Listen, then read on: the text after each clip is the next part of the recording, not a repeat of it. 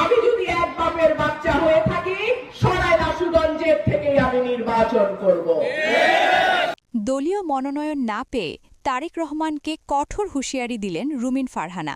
ব্রাহ্মণবাড়িয়া 2 সরাইল আশুগঞ্জ মাওলানা জুনায়েদ আল হাবিব, এই আসনগুলোতে আমাদের কোনো প্রার্থী থাকবে না।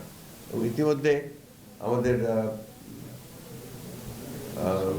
সালাউদ্দিন সাহেব বলেছেন যে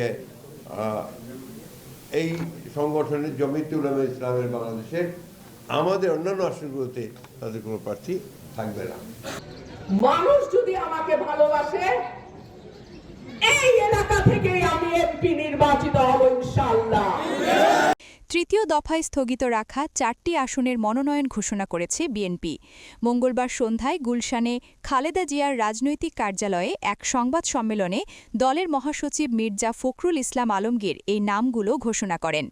ঘোষিত 4টি আসন সিলেট 5, নীলফামারী 2, ব্রাহ্মণবাড়িয়া 2 এবং নারায়ণগঞ্জ 2। এই আসনগুলোতে 20 দলীয় জোটের শরিক দল জমিয়েতে উলামায়ে ইসলাম বাংলাদেশের প্রার্থীদের মনোনয়ন দেওয়া হয়েছে। মনোনয়ন বঞ্চিত হয়েও অনড় রুমিন ফারহানা।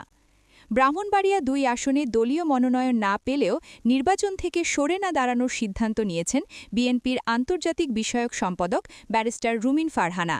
তিনি জানিয়েছেন, স্বতন্ত্র প্রার্থী হিসেবেই তিনি ভোটের মাঠে থাকবেন। গণমাধ্যমকে দেওয়া এক প্রতিক্রিয়ায় তিনি বলেন, দলের সিদ্ধান্ত দল নেবে আর আমার সিদ্ধান্ত আমি নেব। আমি নেতাকর্মীদের সঙ্গে নিয়ে রাজনীতি করি, তারাই আমার অনুপ্রেরণা। তাদের মাঝপথে ফেলে আমি পিছু হটতে পারি না।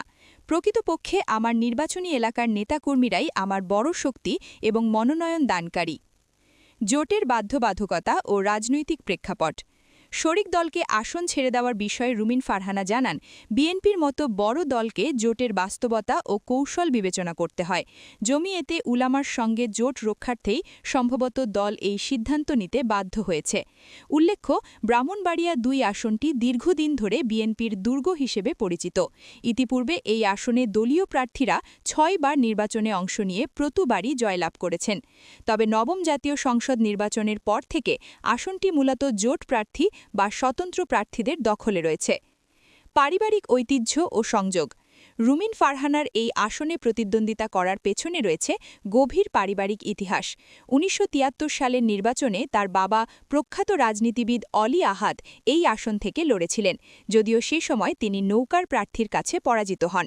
2019 সালে সংরক্ষিত নারী সংসদ সদস্য হওয়ার পর থেকেই রুমিন ফারহানা সরাইল ও আশুগঞ্জ এলাকায় সাংগঠনিকভাবে অত্যন্ত সক্রিয়। গত বছরের আগস্টের পর থেকেই তিনি তৃণমূল পর্যায়ে গণসংযোগ ও সভা সমাবেশ চালিয়ে যাচ্ছেন। স্থানীয় ভোটারদের মধ্যে তাকে নিয়ে ব্যাপক আগ্রহ ও প্রত্যাশা তৈরি হয়েছে।